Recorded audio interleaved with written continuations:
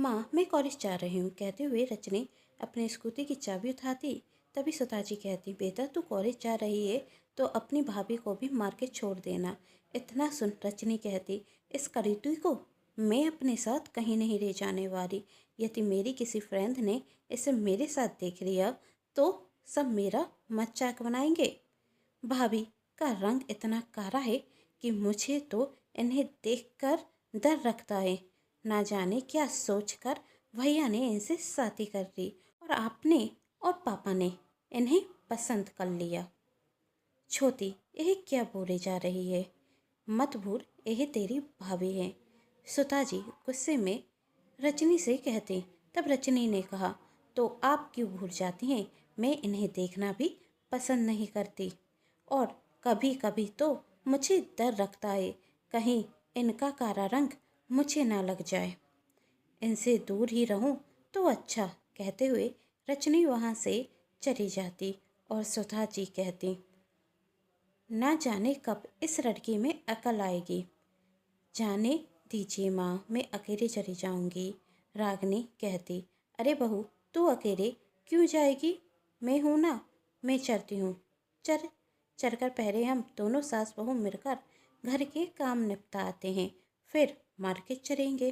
थोड़ी देर बाद सुधा जी अपनी बहू के साथ मार्केट जाते तो उन्हें अपनी दोस्त रश्मि मिलती, जो सुधा जी को देखते हुए कहती, सुधा बहुत दुख हुआ यह देखकर कि तेरी बहू काली है। अरे हमारा रोहन दूध की तरह गोरा और तेरी बहू कोयले की तरह काली। यह सब तो किस्मत की बात है। अब मेरी ही बहू को देख ले, सब कहते हैं परी है। तब सुधा जी कहती, हाँ तेरी बहू परी तो है, इसलिए शादी के कुछ दिनों बाद ही तेरे बेटे को लेकर उड़ गई। वैसे दुख तो मुझे भी बहुत है, तुझे इस बुढ़ापे में अकेला रहना पड़ रहा है। इतना सुन रश्मि जी वो मुंह चिराते हुए निकल जाती। तब सुधा जी कहती, जिनके खुद के घर में आग लगी होती है वही दूसरों के घर में आग लगाने की कोशिश करते हैं।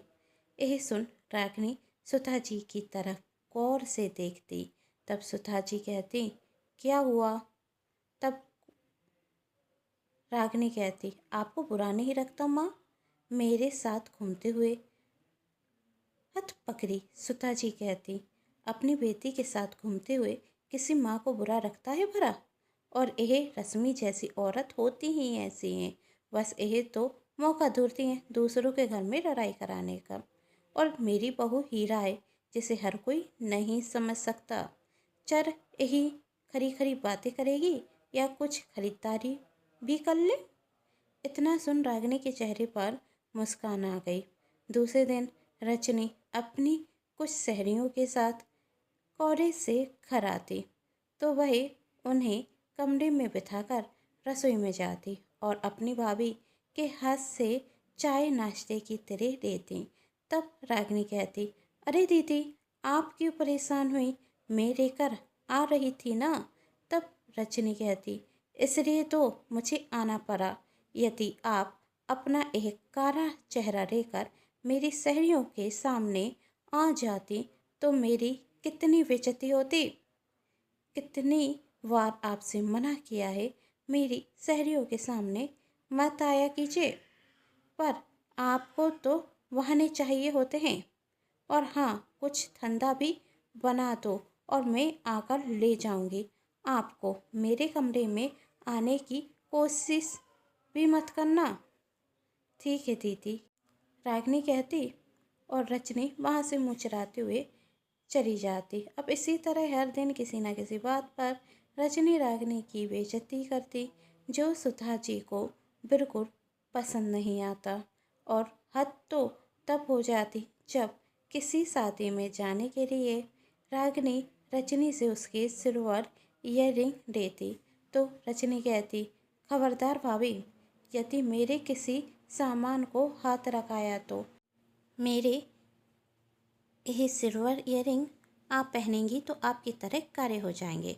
तभी सुधा जी कहती, रजनी यह कौन सा तरीका है अपनी भाभी से बात करने का? वह बेचारी तुझसे कुछ कहती नहीं तो इसका मतलब यही नहीं कि तू उसे सुनाई जा। तो माँ, मैंने कौन सा इनसे कहा है कि ये आकर मुझसे बात करे, और आपको इतना बुरा लगता है तो आप अपनी बहू को समझा दीजिए कि आज के बाद मुझसे बात करने की ज़रूरत नहीं, और मेरे कमरे में आने की तो बिल्कुल नहीं।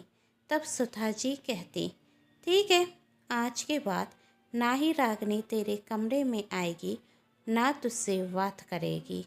चलो अच्छा है, इस करूती की शक्ल तो नहीं देखनी पड़ेगी। दूसरे दिन रजनी जब कॉलेज के लिए तैयार होती तो देखती उसकी किसी भी कुर्ती पर प्रेस नहीं है, तो वह चिल्लाते हुए अपनी भाभी के कमरे में जाती और कहती, आपने मेरे कपड़ों पर प्रेस क्यों नहीं की? रागिनी कुछ कहती, उसके पैरे। सुधा जी कहती, क्योंकि बेटी तुझे काला कलर पसंद नहीं, और तेरी भाभी तेरे कपड़ों पर प्रेस करती तो वह काले हो जाते ना। तब रजनी कहती, माँ यह क्या बात हुई?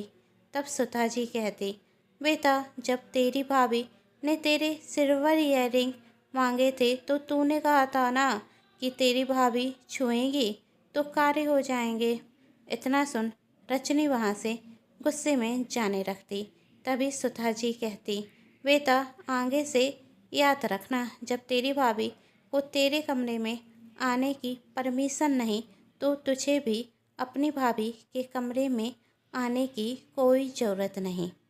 रजनी गुस्से में वहाँ से चली जाती। तब रागिनी कहती, माँ जी दीदी तो नाराज हो गई। तब सुधा जी कहती, कोई बात नहीं, इसकी अकल ठिकाने रखाने के लिए यह सब नाटक तो करना पड़ेगा।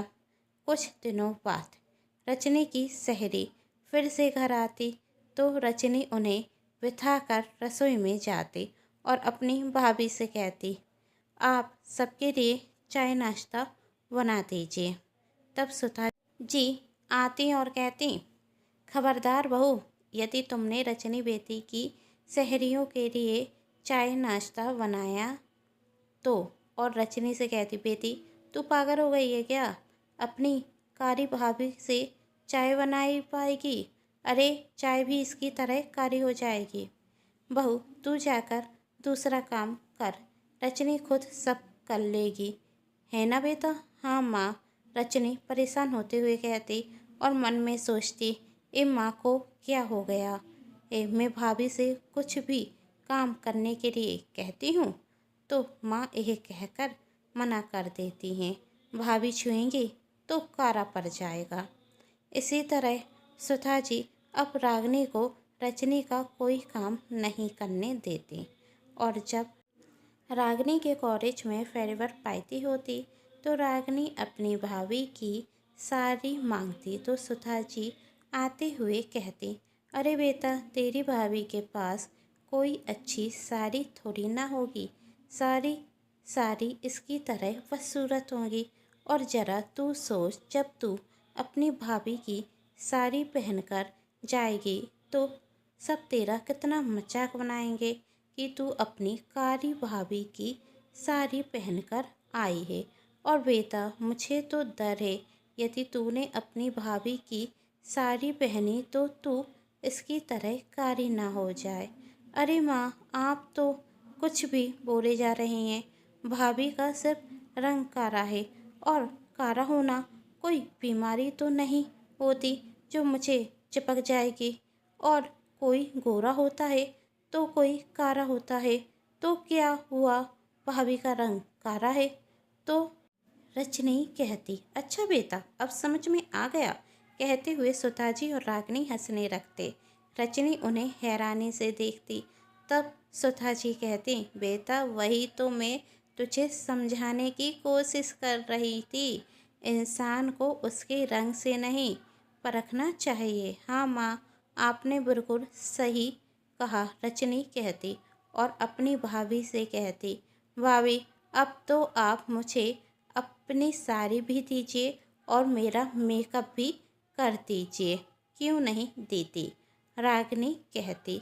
आई होप गाइस आप सभी को ये कहानी पसंद आई होगी। कहानी पसंद आई है तो जल्दी से चैनल को सब्सक्राइब कर लीजिए और पास में जो बेल आइकन का बटन है उसे प्रेस जरूर कर दीजिएगा, जिससे आप सभी को मिलती रहे हर आने वाली कहानी की नोटिफिकेशन। कहानी पसंद आने पर चैनल को सब्सक्राइब, वीडियो को लाइक एंड शेयर जरूर कीजिएगा।